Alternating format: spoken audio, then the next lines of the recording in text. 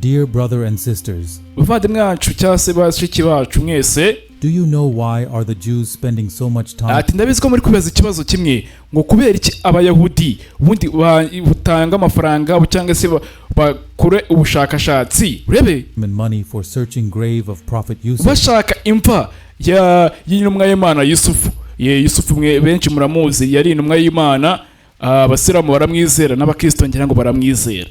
Rero mbere ko tugukomeza ikiganiro, reba ko wakoze subscribe, like, share na comment, twinjiramo tureba wagwani gake gake. And when they opened it, ati iyo isanduku baje kuyihayiga ibyo ngibyo bivaho, ariko baje kuyifungura urebe it happened with them.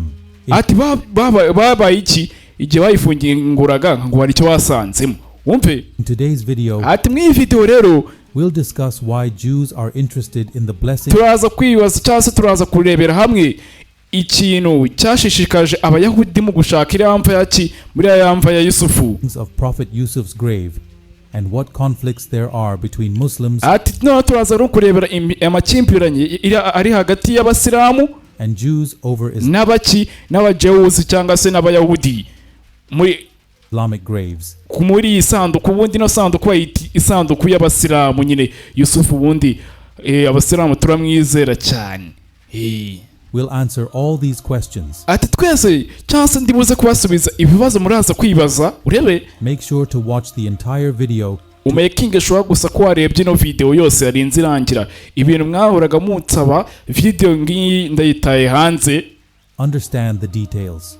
Prophet Yusuf is among the early prophets of the Israelites. Ati ubundi Yusufu yari mu Israeli nyine twenshi turamuzi. He was the youngest son of prophet Yakub. Ati yari umwana mutoya wande, yari umwana mutoya wa prophet cyangwa se y'intumwa Yakubu, y'intumwa yitwaga Yakobo nyine mutamunyumva ariko the firstborn from his last wife. Ati yari umwana wa mbere ku mugore we wa nyuma. Umva amagambo. Ubu ngubu none tugiye gutangira twinjira mu kibazo n'ibisubizo byacyo kuri ya YouTube channel yacu, n'ubundi tureberaho gake gake. Wibuka ko wakoze subscribe, like, share na comment. Prophet Yusuf had 10 stepbrothers. Ati intumwa y'Imana Yusufu yari afite aba step brothers cyangwa se ni bande, ni abana nyine bahuje se bahuje ise ariko badahuje nyina cyangwa se bahuje ise bahuje nyina badahuje se from different mothers. And ati yari afite abavandimwe 10 bari badahuje nyine ba mama nyine ni Yusufu turi kuganiraho. Only one brother who shared the same mother with him. Ati yari afite Yusufu yari afite umuvandimwe umwe basangiye mama we wumve. The eldest brother of Hazrat Yusuf was uwo mwana named Yehuda. Bamwitaga Yahuda. Ni umwana wundi wavukaga na Yusufu ariko nyine bavukana kuri mama umwe. And because of him, ati kubera we wumve, Jewish people are called Yahudi. Ati kubera we abantu b'abayahudi biswe abayahudi kubera byavuye ku ijambo Jewish. Prophet Yudi ryazina ryaki ryazina rya murumuna wande rya murumuna wa Yakub also called Israel. Wa Yusufu wumve. That's why his kids are called Jews. Ati niyo mpamvu abana ba Israeli babita aba Jews nyine cyangwa se aba Israeli nyine abayahudi. Lived in Canaan, which is now Palestine. Ati banga bari batuye mu mujyi ubu ngubu usigaye witwa uwo mujyi Palestina. Wumva amagambo. Because of jealousy and rivalry, ati kwera umururumba ibintu nk'ibyo, Yusuf's stepbrothers ati abavandimwe ba Yusufu threw him into a well. Baramufashe baramuhunuriza. Was rescued from the well by a trade caravan and sold as a slave in Egypt. Ati ngo Yusufu nawe yaje gukora iki, yaje guhunga aho ngaho nyine bari bamumereye nabi, ajya kwirebera hehe muri Egypt. Aho yabayeho ari umucakara mwenshi nyine bazi inkuru ye barabizi. Ibyo ntabwo ari byo byaturaje cinga, reka twikomereza. Whole story is mentioned in the Quran. Ati inkuru yose ubundi iri muri Qurani, abantu bashaka kuyisoma bagenda bayisome. A chapter named Musura yitwa ngo iki? Yusuf. Musura yitwa Yusufu mundi ni usanga ino nkuru yose. Yande yisanga ino nkuru yose ya Yusufu. After being sold as a slave in Egypt, Prophet Yusuf faced challenges. Ati nyuma yuko ageze muri Misiri, intumwa y'Imana Yusufu yahuye n'ibigeragezo byinshi turabizi twese, including imprisonment and trials. He later became like the treasurer or ati finance minister vuba cyane yaje guhinduka iki vuba cyane kubera ukuntu yari mwizerwa yaje guhinduka finance minister muri Egypt in Egypt. Allah honored him with prophethood ati rwose Allah yamuhaye icyubahiro during this time. muri iki gihe cyiwe. Later on, Prophet Yusuf invited his father and ati nanone ntabwo intumwa y'umwana Yusufu yigeze yibagirwa abantu bari basangiye se cyangwa se abavandimwe we brothers to come and live with him in Egypt. yarabahamagaye ngo baze babane muri Egypt. ntabwo yigeze abirengangiza cyangwa se ntabwo yigeze ashakana nawe kubabuniriza nk'uko bari baramuhunirije nyine kajya gushaka ibyiwe nyine tu rebe. Allah blessed Yusuf with genuine love ati rwose Allah ahe umugisha inde Yusufu n'urukundo rwe rwinshi, respect among his people. atwigisha ko kubaha abantu no kubakunda. Prophet Yusuf was exceptionally beautiful. ati rwose intumwa y'Imana Yusufu yari umuntu mwiza. When Prophet Yusuf passed away, he was igihe Yusufu yapfuye residing in Egypt yapfuye mu Misiri ubundi urebe, and he was buried there. niho nawe yashyinguriwe aho ngaho. But people had arguments about where he should be buried ati abantu rero bagumye kwibaza ahantu Yusufu yaba ari because everyone wanted the blessings from his grave. kubera ukuntu nyine abantu bashakaga imigisha ivuye mu sanduku ye. Finally, someone suggested burying him in a marble coffin in the Nile River.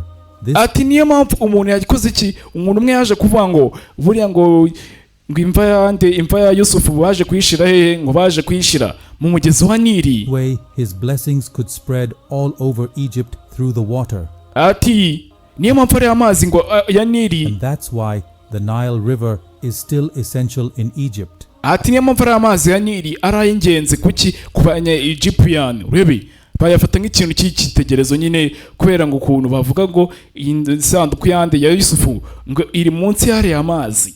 As time went on, the big leader for the people of Israel, abantu benshi cyangwa se ingabo nyinshi z'Abayisiraheli byaje gucamo, gusa haje kugera ikihe kimwe cya Musa. tugeze kuri Musa. Musa was chosen by Allah. Musa wari warahiswemo n'Imana cyangwa se Allah. He wanted to take his people away from the Egyptian ruler. yafataga cyangwa se yashakaga gufata abantu be ngo abajyane kure ya hehe, abajyane kure y'amategeko ya Firawo cyangwa se Farawo. Pharaoh. So they reached the seashore during their escape. ati bahuye n'ibigeragezo byinshi bari gucika.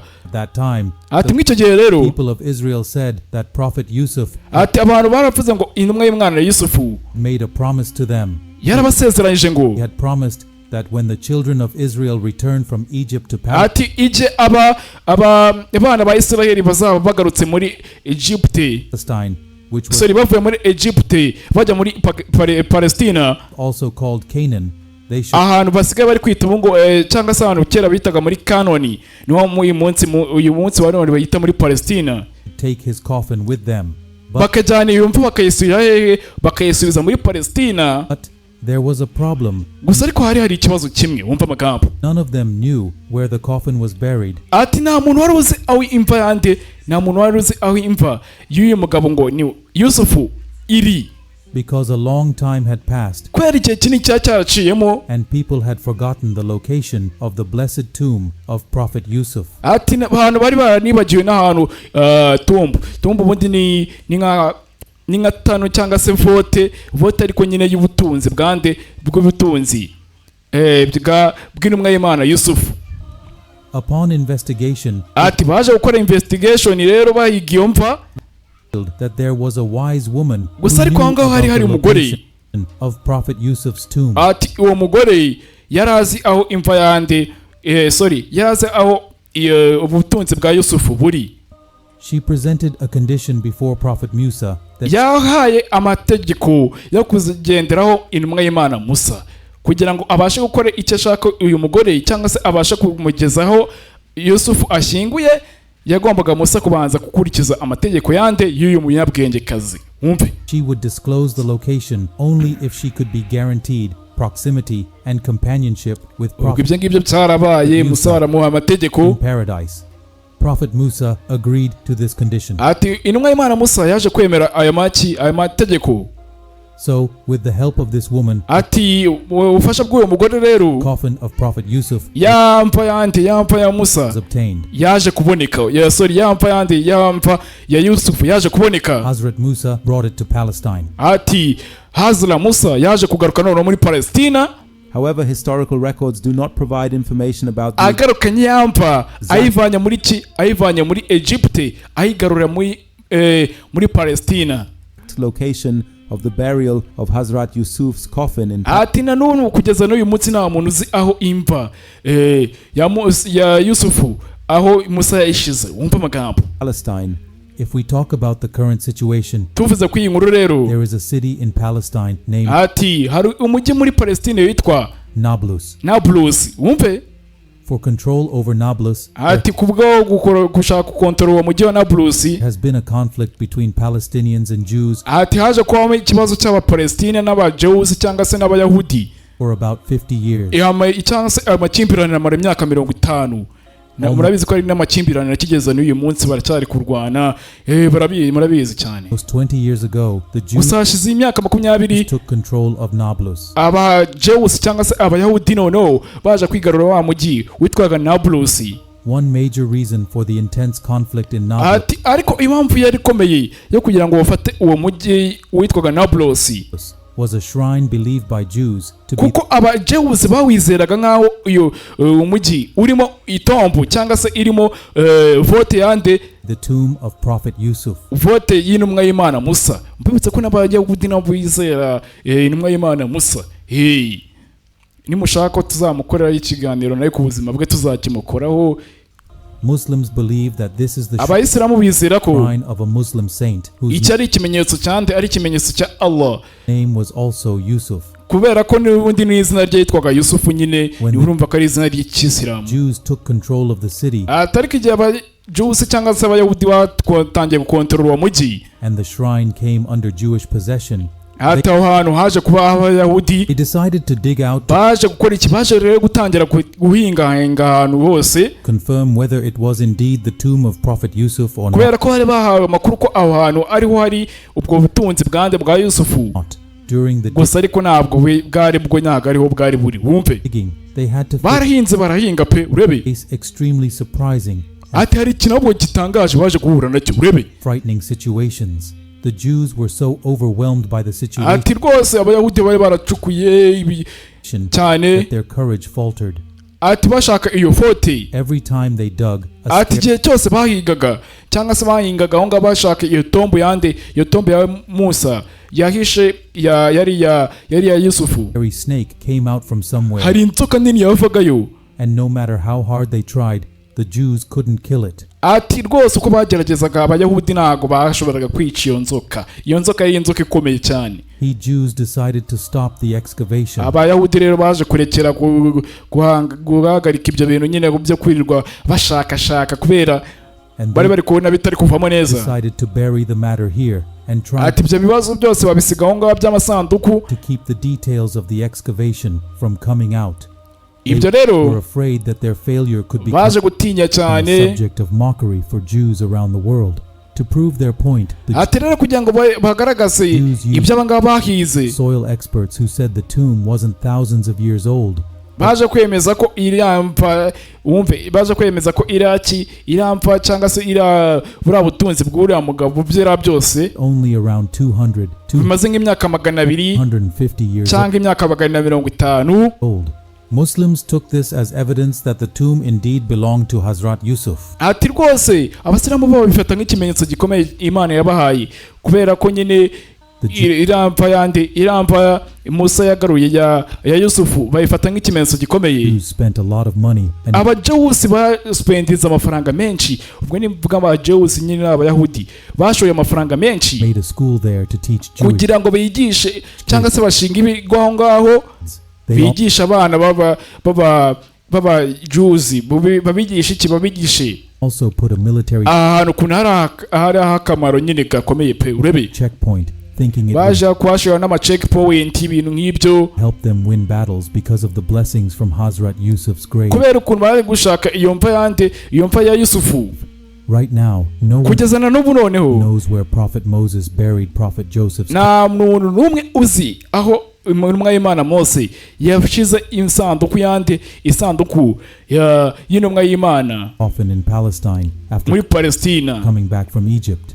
The Jews are searching for Joseph's blessed grave, Ati abayahudi nabo nta kindi kintu bari gushakira imva hoping it will bring them success in every battle. ati iyo mva bari kuyishaka kugira ngo izabazanire iki, izabazanire umugisha no guhirwa mu ntambara bazajya barwana, kubera ko nyine abayahudi nabo bizera Yusufu cyane. Hey, Just like they believe in their ati nkuko babyizera rero abayahudi holy ark.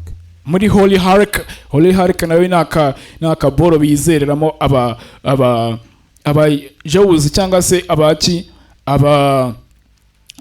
If you want abayahudi. to see our video on the holy ark, please mention it in the comments. Nimba ushaka video yindi izakora iki, izazivuga kuri Holy Ark, ugomba kuduha subscribe ukanaduha igitekerezo muri comment hasi. If you liked our video, Nimba ukunda na video zacu, sure to like it and subscribe to the ushikande subscribe, unakande like channel. unatanga n'ibindi bintu cyangwa se utanga n'ibindi bitekerezo by'ibindi bintu twajya tukuganiraho gake gake. Njyumvaga abantaza nkuko bisanzwe, ubwo muri comment ndaza kubonamo ikindi kintu, uraza kumbwira nicyo turaza kuvugaho gake gake. Ciao ciao.